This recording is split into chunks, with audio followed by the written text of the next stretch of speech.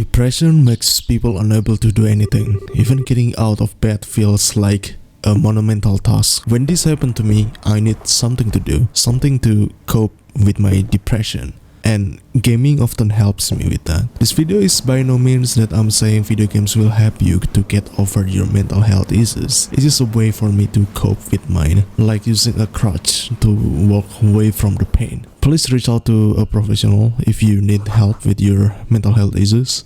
I will leave some resources in the description of this video. I heard a lot of stories about how video games help people to deal with their mental health. From playing games like Animal Crossing, Stardew Valley, they found comfort from playing those games. For me, somehow games that did that to me are not really designed for getting comfort. Let's start with the first one, Death Stranding. As someone who never played any Hideo Kojima's game, I don't really know what to expect from Death Stranding. I just heard that either the game is just a weird walking simulator or a masterpiece that any human has never experienced before. There is no in between. When the game suddenly available on PC Game Pass, I decided to give it a try, and it was a really awesome experience. You're basically a courier and technician at the same time, and your objective is to connect the United States of America in one network. The world isn't the same anymore. It's full of invisible monsters and terrorists, and also killing other humans is prohibited, since if the monster eats a human corpse, it will literally be able to cause a catastrophe. Playing as Sam, the main character, is also relaxing in a way. Walking through difficult terrains, finding the best way to go, and evading monsters and terrorists until you are able to deliver the package is really rewarding for me. It's giving me a sense of accomplishment when I can overcome the obstacles along the way. With the beautiful scenery, the feeling of loneliness playing as Sam, who are doing everything alone, the ambience of nature, and the emotional music that played in the perfect moments, Death Stranding is a must play in my opinion. The next game is something you might find really weird. It's Elden Ring. You may think, how the hell that a really stressful game like Elden Ring can help this dude cope with his depression? Honestly, at first, I have no idea either. I never played any Dark Souls games before and really disliked the idea of Souls game. I thought only masochists will be able to enjoy this type of game, since you will die a lot fighting bosses and the game isn't forgiving at all. But something clicked with me when I'm playing Elden Ring.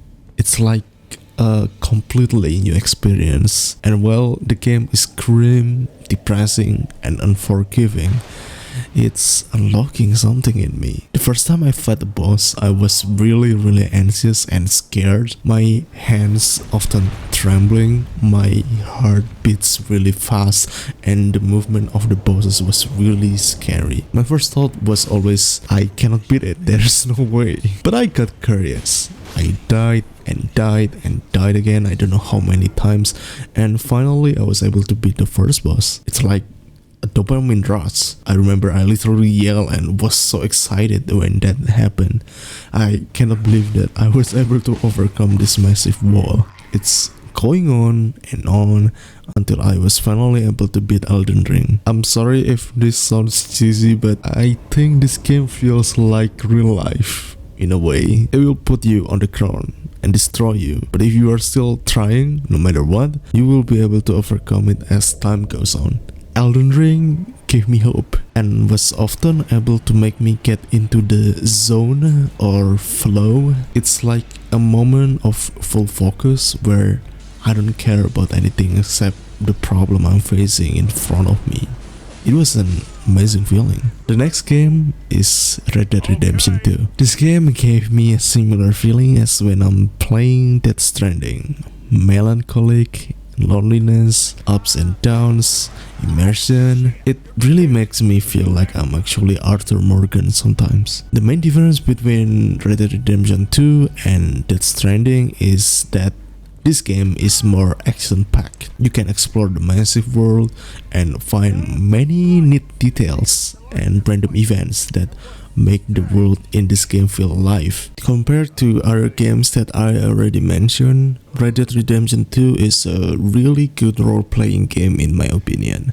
You can just forget your life for a week and live in a fictional world as a cowboy called Arthur Morgan. And the story is amazing, definitely a masterpiece for me. These next two games are quite similar.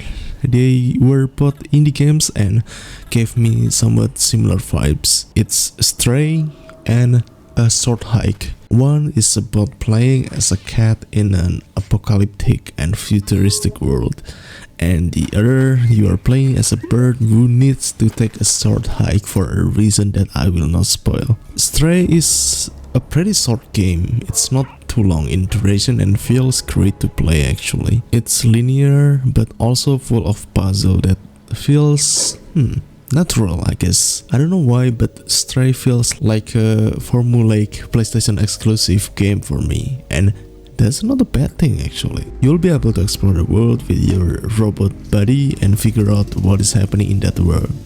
It's fun, engaging, and the world feels melancholic. The same thing can be said to A Short Hike. Honestly, this is a perfect game if you need a break. Like if you feel stressed with life or burn out from playing video games, just give A Short Hike a try with an open mind and no expectations. You can explore in the game, talk to every NPC along the way, and eventually reach the top of the mountain. It's a nice little game. Pretty relaxing, fun, and has some touching moments. The next game is Yakuza 0. Yakuza is a well-known franchise already, but this game is a perfect way to start the journey. You are playing as Kiryu, a legendary Yakuza who is surprisingly wholesome and such a gentleman. He never discriminates, always stick to his principles, is genuinely interested in other people, and is definitely able to beat low-tier Yakuza to the ground. This game is a beat-em-up game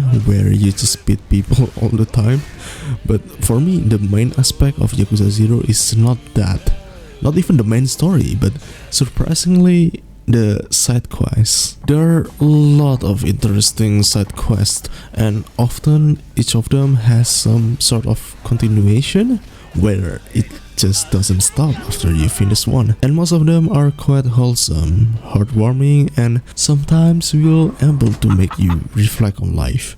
There are two major side quests where you will be able to become a real estate manager and a cabaret club manager, and I swear those two are already worth the full price of the game. It's so good and fun. Yakuza 0 is one of the games that I always recommend to people if they want to try something new, since I feel like this game can touch people in many different aspects. The last game is quite obvious.